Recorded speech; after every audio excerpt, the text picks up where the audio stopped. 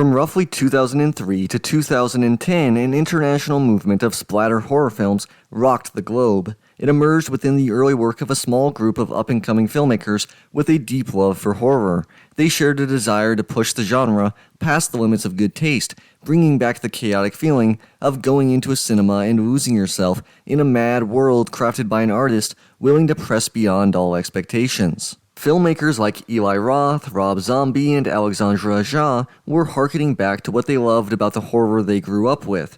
Horror films like Jaws, The Hills of Eyes, The Last House on the Left, and most critically, The Texas Chainsaw Massacre, were viewed as aspirational texts to spiritually call back to while responding to modern anxieties and fears to move the genre forward. This movement consisted of several smaller sub-movements, including American torture porn and the New French Extremity. Films from America, France, Australia, and around the world were engaging in cross-cultural conversation that led to a continual elevation of the extreme nature of these films. This predictably led to a serious critical backlash. Both of the aforementioned movement names originated as derisive terms created by disapproving critics. These filmmakers all had independently come to the same conclusion, that horror films had gone too soft. They were now too mainstream, commercial, and politically correct to serve as the transgressive social force that they were supposed to be. In the aftermath of Scream, horror films had gone down the path of increasingly self-aware postmodernism. This disgusted these filmmakers, with Rob Zombie putting it bluntly in an interview with Cinefantastique magazine.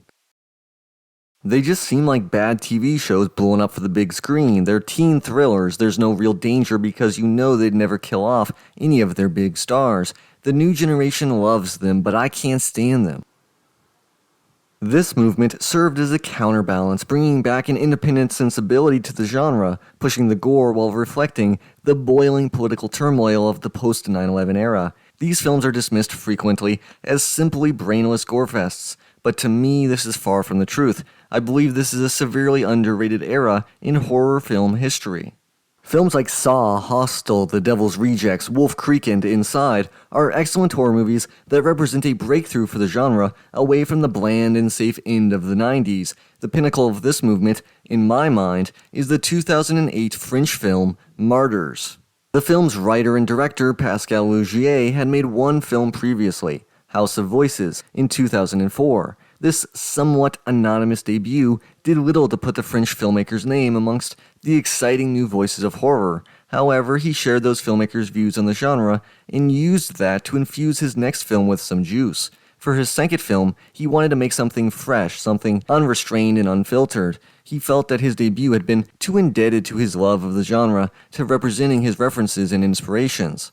He felt that it had been too storyboarded and planned out, leading to an artificial final product. He wanted to make something fresh and organic. He chose to get a feel for the film and follow that while filming, rather than sticking to one original master vision. This led to a chaotic shooting schedule that frustrated his crew as well as himself, but also led to exciting possibilities for the film. He took advantage of this project to fully explore the genre he loves and to make something he wanted to see on a deep level. He wanted to make something that wasn't postmodern, self-aware, or plastered with meta-commentary. He wanted an unpretentious, transgressive horror film that would inevitably be deeply polarizing, trying to fill a hole he saw in the genre. This desire is laid out in a telling pair of quotes that showcase his artistic philosophy. The first was for Ain't It Cool News, in which he referenced Lovecraft to describe his horror filmmaking code. He once said that horror was a genre that was supposed to be against the world, against society, and against civilization, and I find it so beautiful and so true that it helped me to be as honest and sincere as I could by writing the film. This was an essential ingredient, a call that he heeded for a purer approach to horror, unclouded by genre conventions, commercial pressures, or social conformity. This bleeds into the second telling quote from an interview with Electric Sheep magazine, which showcases how his views on the genre overlap with the broader splatter film movement. The genre had become politically correct, as safe as any other genre, whereas its origin lies in fact in transgression. I tried to make an uncomfortable, unpredictable film. This throwing of caution to the wind to make a film that was deeply uncomfortable and truly horrifying was essential in Laugier's mind to make an authentic horror film. This philosophy was in line with his fellow young horror filmmakers. This group's dismissal of the genre in the aftermath of Scream as being too commercial and mainstream was a driving force in the effort to evolve the genre, to push it forward by reaching back to a more radical approach. This would also tie in with Laugier's political views, which are also an essential ingredient towards understanding Martyrs. He was depressed while writing Martyrs, depressed with the state of society in the horror genre. Within France and throughout the Western world, he saw a civilization in decline, and this pessimism bled into his work. He has two more longer but extremely revealing quotes that help to showcase his mindset. In the aforementioned interview with Ain't It Cool News, he said, "I was going through a difficult time in my life. I was in a very somber, pessimistic mood. Our epoch is not very glorious. There are no utopias. Ideologies have collapsed, and our faith in the future with them. I realize it's not very original to say this, but I really believe that the Western world is sick. Individual anxieties are at their highest. Everyone lives in a constant low-level fear. It feels like we're going to crash into a wall. There's something very deathly in our current society. Horror cinema allowed me to express this in a very direct way. Martyrs is almost a work of prospective fiction that shows a dying world, almost like a pre-apocalypse. It's a world where evil triumphed a long time ago, where consciences have died out under the reign of money, and where people spend their time hurting one another. It's a metaphor, of course, but the film describes things that are not that far from what we're experiencing today."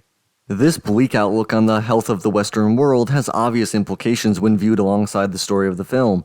This was inextricably linked with his view on the health of the horror genre. He stated in the same interview, "I am talking about the entire time we are living in right now. I would say for 1 or 2 decades, the problem is that we have lost something of our faith, our primitive innocence. Everything in the world has become so self-conscious, and it goes with politics, ideology, the loss of illusions. Now to be cool is to be cynical. Anytime I feel like the director wants to be clever, wants to tell me very precisely that he is more intelligent than the film he is doing, by pretending to be funny, I hate that. For me, it's a betrayal. I want to be like a child, and I need some primitive feelings facing a work of art."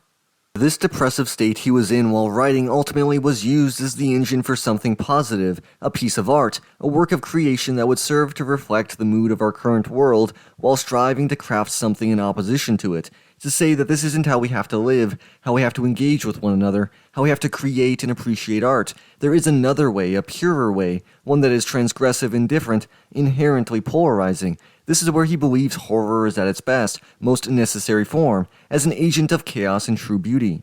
He spoke a lot in interviews around the release of the film about his love for the genre, his devotion to it, and his incessant viewing of horror movies. He joked that the reason he makes films is to have money to buy more horror movies on DVD. This deep love mostly led to disappointment for him, as he was a rabid consumer of direct-to-DVD horror, which he found depressingly unoriginal, serving only as supremely inferior copies of that which came before. He hated that these filmmakers had the creative freedom that came with making films on very low budgets, and yet routinely chose the safe path. He summed it up in that interview with Ain't It Cool News. "It's like a ghetto. It's like belonging to a community that is absolutely unable to surprise itself." This was why he was so adamant about pushing the limits, about trying to surprise his audience, because he was the audience. He was a die-hard horror fan, and he was desperate for something different. This would manifest with each twist and turn in the narrative. The film was shot in Montreal, Canada, on a reported budget of €2.8 million. The film made its international tour of film festivals in the summer of 2008, including a screening at a film market at Cannes, which sparked walkouts, before it was given a theatrical release in France on September 3, 2008. The film was released in the United States via DVD in 2009. The film was met with an extremely polarized reception, fulfilling the goals that Laugier had set out for it. Immediately, the film garnered a reputation for extremity that drew significant interest amongst the horror community. You can find all sorts of horror blogs, forums, and news sites contemporary to its release that showcase a wide spectrum of reactions and interpretations. In the years since its release, it's been whispered amongst fans as a dare. Its extreme and graphic nature is supposed to be too much to bear, even for the dedicated horror fan. You still see passionate debates about what the ending means or if it's any good at all. Lots of people disparage and trash the film, dismissing it outright like so much of the response to 2000s horror. Others champion it as an example of the best of what horror can be. With this context laid out, let's discuss why I am part of the latter camp. Let's dig into why I believe this is the pinnacle of the splatter film movement of the 2000s and why it still holds up so well. Let's explore Martyrs. The film is well done technically, Laugier's direction is solid, and his chaotic approach to filmmaking develops an effective atmosphere. The heavy usage of handheld shots created a great sense of frenetic energy, something that can feel so overdone and nauseating in some horror movies. Laugier, for the most part, tactfully approaches the technique and uses it smartly. The production design and cinematography help to create a bleak and claustrophobic atmosphere. Everything is sterile, clean, and white. The suburban house we spent most of the film in is purposely built to represent something opposite of his previous film, an anti-Gothic location with a suffocatingly normal appearance. This all ties into the story, taking inspiration from Dario Argento's Tenebrae. Laugier crafts a world with a sense of artificial suburban comfort, masking a horrific, spiritually decaying truth right underneath the banal facade. The acting is well done across the board, but especially from our two leads. Mylene Japanwo and Morjana Aloli do a great job inhabiting their characters. There is a great contrast between these two characters, which perfectly serves to illustrate their relationship dynamic. We care about them, we understand them, and we're afraid for them. They feel like real humans, and the hell they're going through is brutal to watch. They sell their characters' suffering and emotional turmoil, bringing to life multi-dimensional characters. The editing style shifts throughout the movie, unraveling our characters' psyches and reflecting the shifts in style and narrative. The writing is incredibly smart and showcases a clear understanding and passion for the horror genre. Laugier puts so much of himself into the script and the direction, fully putting his heart on his sleeve in a way that I very much appreciate.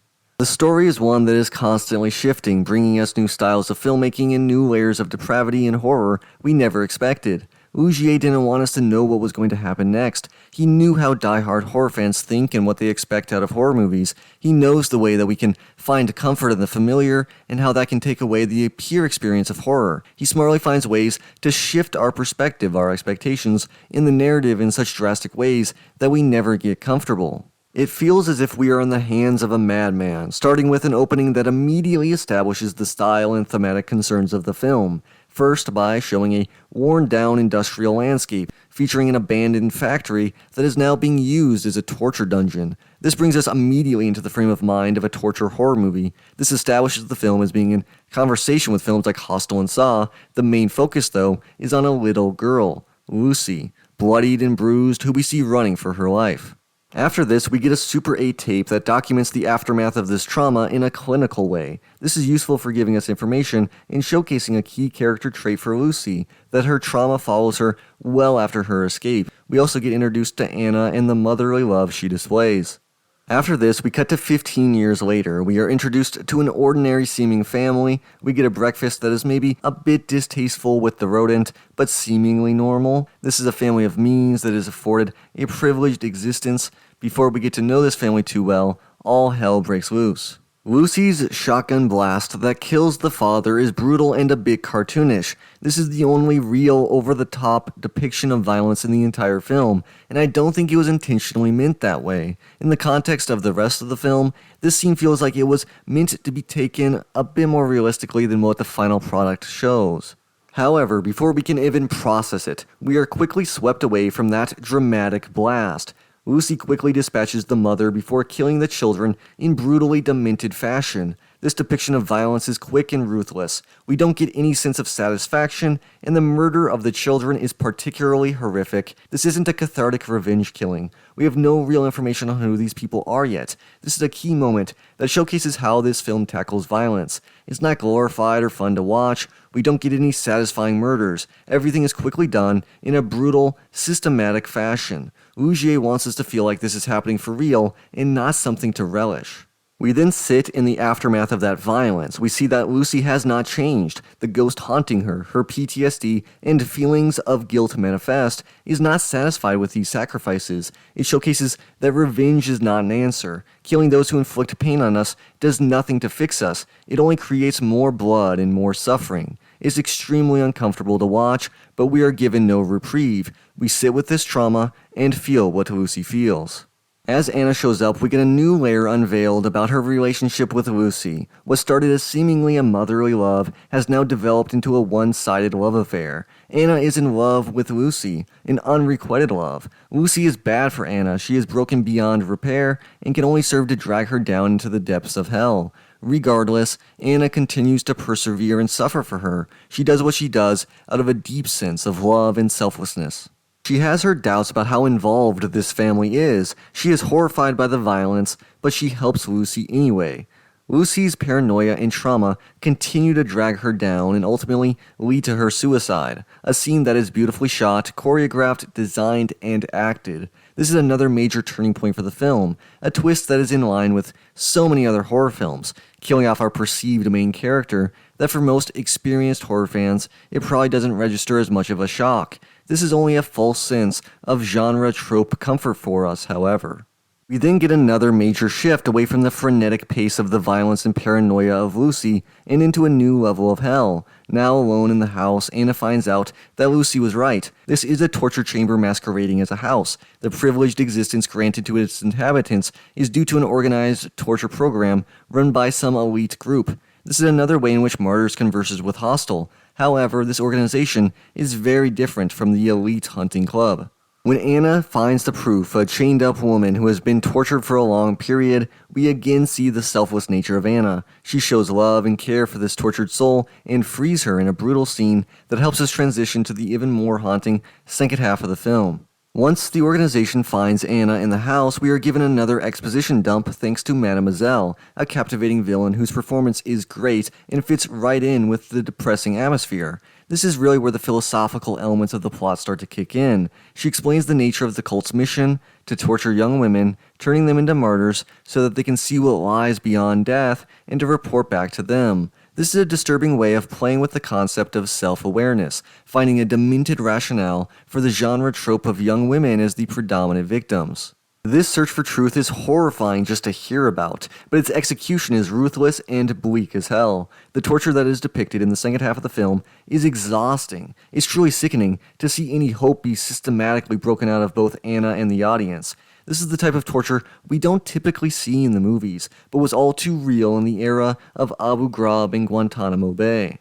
In real life, organized torturers who are on a mission for critical information are not designing Rube Goldberg-esque traps that are over quickly. There is a process to it, a dehumanization that is much more harrowing than the quick deaths we see in the Saw franchise. The slow death of the fight Anna, her eventual acceptance of her fate, is what is truly haunting about this film. This is why the film gets such a strong reputation. Yes, it is violent, and there are gory special effects used, but this isn't why it has a reputation for being the most taboo-breaking horror film that pushes the furthest. There is something in its depiction of the banality of evil that strikes deep into your psyche. It haunts you. I read and hear so many people who say one viewing of this film was enough, regardless of how good they thought the film was. It has such a lasting effect that hangs over you like a storm cloud. You sit with this brutal torture for an agonizingly long time. There is no escape, no revenge, no catharsis, no happy ending, only acceptance of death, of transcendence through the worst suffering possible. This isn't the most grotesque or bloody film I've ever seen, but I completely concur that it's one of the most disturbing movies ever. It strikes so spiritually deep that it's hard to recover, but once you get over the initial shock, the masterfully vague ending leaves you with many thoughts and questions. The ending is mercifully reached as it seems we have found an end to the suffering for Anna. However, before it's finally over, we see even more disturbing imagery with the depiction of the aftermath of her being flayed alive. This is a grotesque image, but the key to the scene is what she whispers into Mademoiselle's ear. We don't hear what she says, but we see the aftermath as Mademoiselle shoots herself, leaving her cult to continue doubting. There has been a lot theorized about this scene. Of course, this is all purposefully left up to our imaginations, which has led to criticism by some, but I feel this is a great idea. Nothing that could be said would be as fitting as the ambiguity we are left with. If, say, we got the answer that the afterlife was real and that Mademoiselle was going to hell, and this information led to her suicide, it wouldn't fit with the rest of the film. We aren't supposed to feel satisfaction at this ending after we just witnessed immense suffering.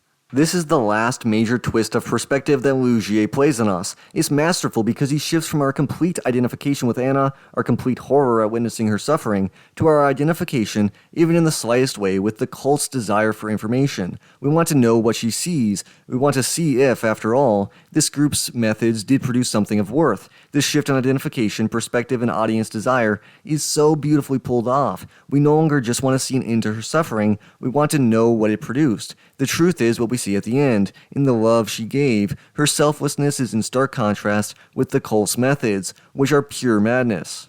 The final images of the film as the credits roll bring us back to focus on the love and humanity that Anna was able to show in the face of unimaginable cruelty and violence, allowing us to reflect on how she was able to turn that suffering into something deeply meaningful. This love and selflessness she shows is the antidote to the cult's evil search for meaning. The cult is a sign of what Laugier sees in broader society, this decline in morals, in the winning out of evil long ago, which left everyone to sort themselves through a social Darwinian model of winners and losers. The winners enact the worst brutality and violence on the losers, who are then left to find meaning in that suffering. This is a great reflection on the decline of the Western world, on the missing meaning that we were supposed to have found at the end of history.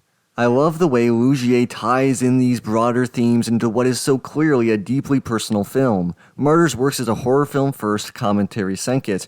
Laugier described how he didn't want to make a postmodern film or a film with commentary, but he undeniably did through his deep understanding, love, and appreciation for horror film conventions and tropes, and in the masterful subversion and reimagining of them.